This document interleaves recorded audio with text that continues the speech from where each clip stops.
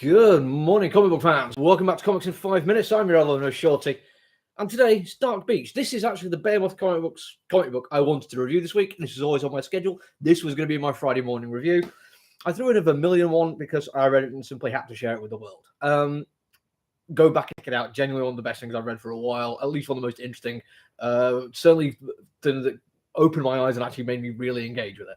Now, Dark Beach I'm reading because I like noir. And before we get too far into it, I have to say that when I say I like noir, it's not like it's a huge thing for me. It's not like being into westerns and horror. I like noir because many, many years ago, I watched a few noir movies and they absolutely stayed with me. The most particular being Chinatown.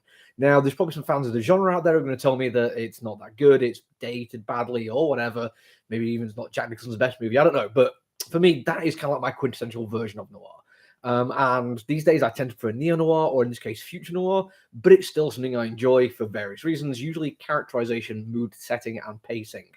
In this one, we're talking more about dialogue, though. Dark Beach is set in a future world where Earth has been ejected from the solar system because the sun was trying to kill it. Or the sun was killing it, should I say. It's not like the sun had an intent. But it's kind of weirdly framed along the idea of like, it's not humanity who's totally screwed the planet so much that it can no longer survive in the solar system. The world where this story is set is framing the entire thing of it's the sun's fault, so we need to leave the sun. Brilliant little take on it. Exactly the kind of expectation I'd have of very, very powerful people refusing to own up to what they've done. And instead, just launching us out of the solar system.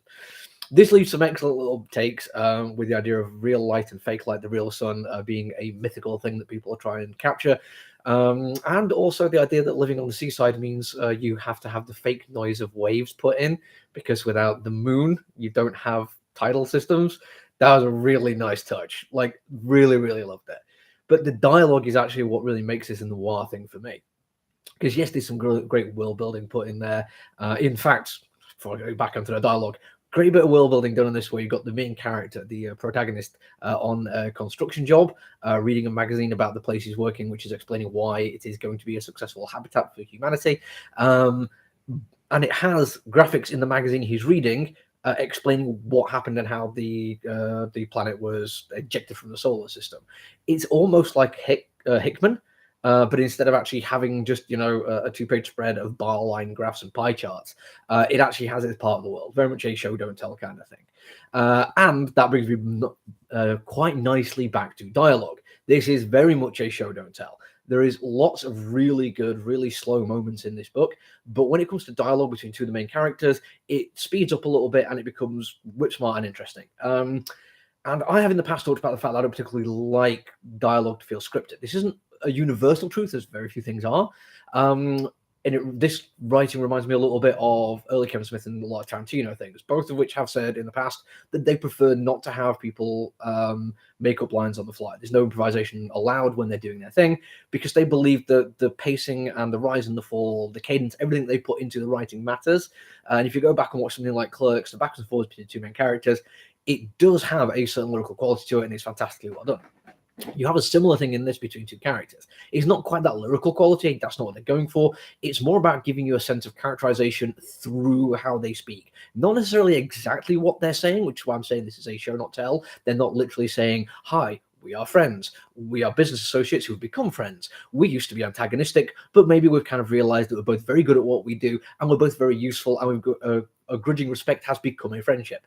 That is never explicitly said in here. They're not telling you that, but because of how well it's written and how good this comes across through the dialogue, they're showing it you and they're allowing you to discover it yourself. That is really good writing, even if it is far more scripted, doesn't come across as quite so stilted, and there's not like interruptions, people talking over each other. It is just people talking because they are friends and they know how to respond to each other. It's fantastically well done. Artistically wise, this is not the best looking comic book I've ever read. There are a couple of instances where musculature and proportions of people doesn't quite look right for me. There's a few where they've clearly gone like and made it look weird, which is fantastic, and those sequences look absolutely brilliant. But there's a couple of bits where a shoulder doesn't quite sit right for me. But the overarching sense of artwork is fantastic. And again, it's the coloring which really makes it for me. It uses an almost kind of old school dot matrix kind of thing. Instead of just having the full color palette and mixing up, there's a lot more to it. But that overtly grainy style to it, rather than the smooth computer generated inking and coloring you get in a lot of comic books,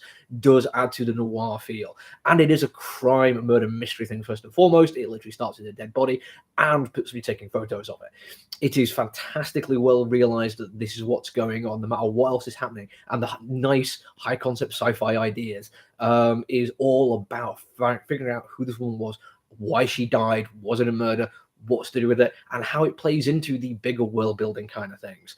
All in all, a very well crafted first issue, a wonderful future noir, and absolutely worth your time if you want to try something out like that. I've done a lot of reviews this week. I still have a couple things I want to read. Whether or not they get reviewed this week, I don't know. But keep an eye on the channel. Hit like, subscribe on YouTube or on TikTok. Just hit follow or whatever you need to do. And we will see you again at some point in the future, no doubt. Until then, look after each other, everyone. Stay safe. Bye.